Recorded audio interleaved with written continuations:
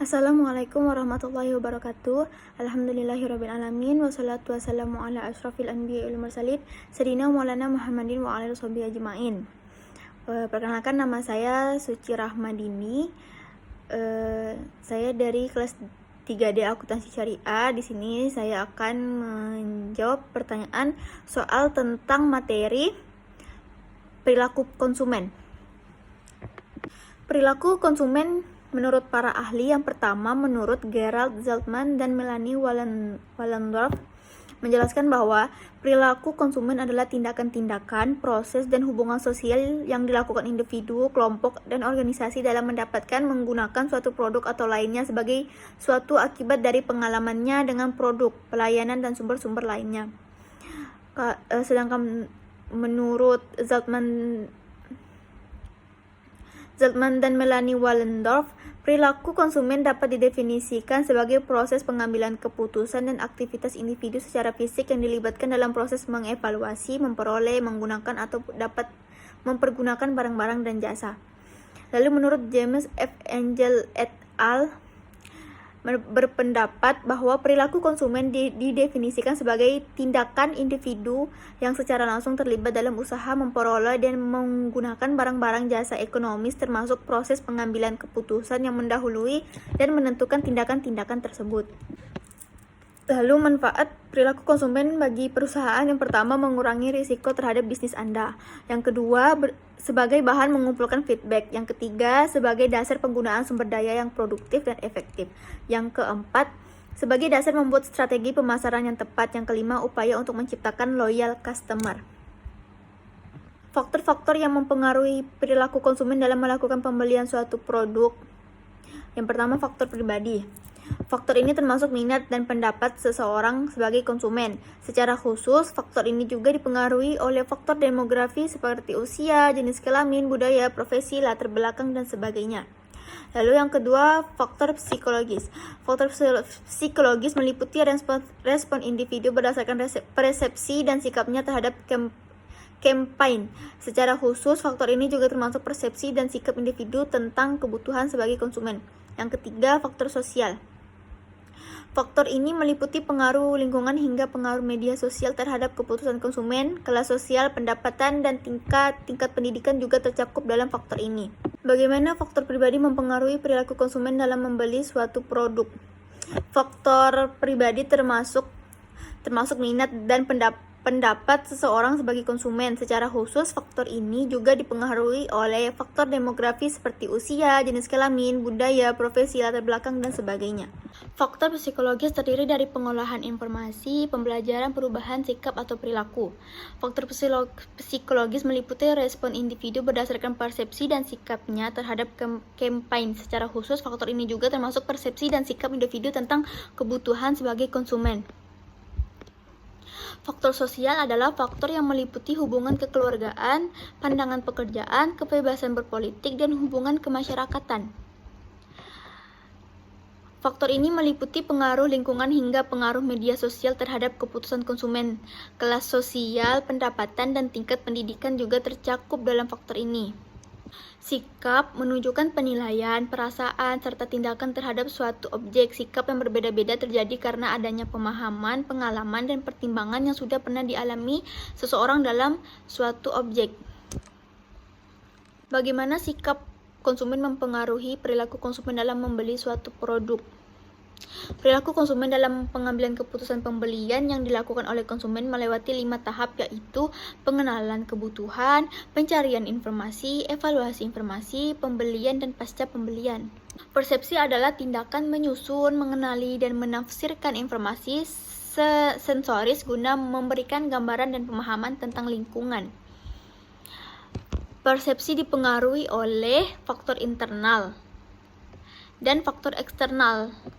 Untuk mengetahui mengapa konsumen menerima atau menolak suatu produk, atau merek.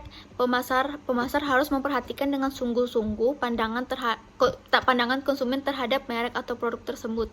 Meski pandangan tersebut sangat tidak masuk akal sekalipun, hal ini memerlukan pengetahuan tentang dinamika persepsi manusia dan juga pengertian tentang aturan-aturan fisiologis dan psikologis yang menentukan seleksi, organisasi, dan interpretasi dari stimulus sensorik.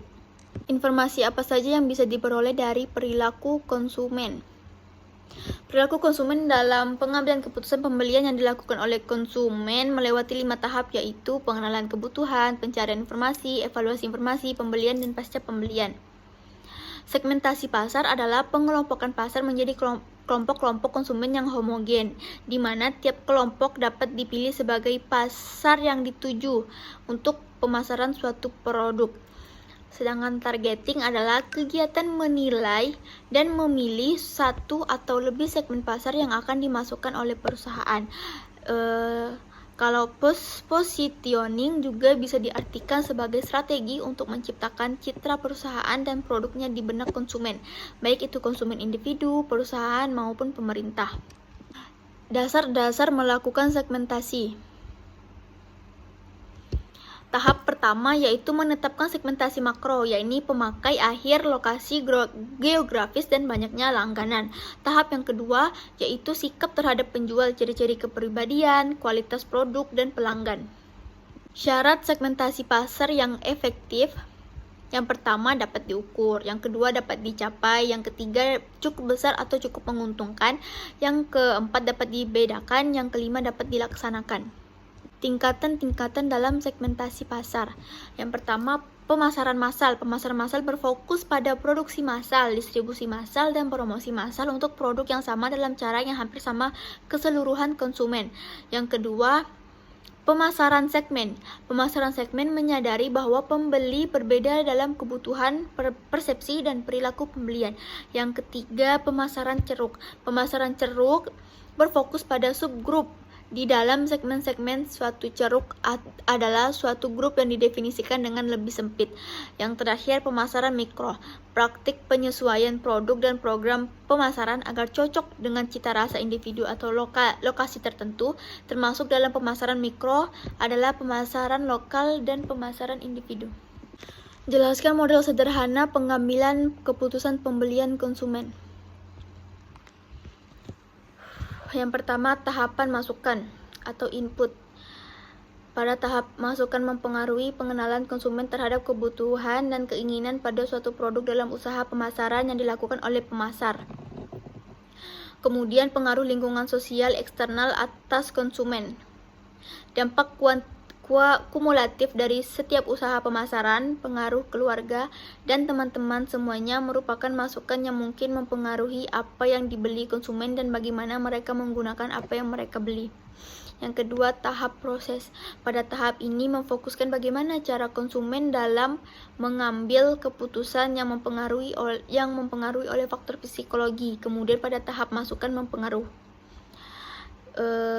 Tahap yang ketiga, pengenalan kebutuhan. Proses pembelian dimulai ketika pembeli mengenali masalah atau kebutuhan. Kebutuhan tersebut dapat dicetuskan oleh rangsangan internal atau eksternal. Kasus pertama yaitu yang dicetuskan oleh rangsangan internal. Salah satu kebutuhan umum seseorang misalkan haus mencapai ambang balas tertentu dan mulai menjadi pendorong untuk pengenalan masalah, pencarian informasi, evaluasi, alternatif keputusan pembelian, perilaku pasca pembelian, mencari air minum. Lalu yang terakhir, mencari informasi. Sebelum proses pembelian ini sangat berkaitan dengan informasi tentang sumber-sumber dan menilainya untuk memenuhi kebutuhan dan keinginan yang dirasakan. Melalui pengumpulan informasi, konsumen mengetahui produk-produk yang bersaing dan keistimewaan masing-masing produk. Jelaskan motif-motif pembelian menurut Bukhari. Yang pertama, primary buying motive, yaitu motif untuk membeli yang sebenarnya. Misalnya kalau wanita ingin cantik akan mencari make up. Yang kedua, Selective buying motive, yaitu pemilihan terhadap barang, misalnya apakah ada keuntungan bila membeli barang. Yang ketiga, patronic buying motive. Ini adalah selective buying motive yang ditujukan kepada tempat atau toko tertentu.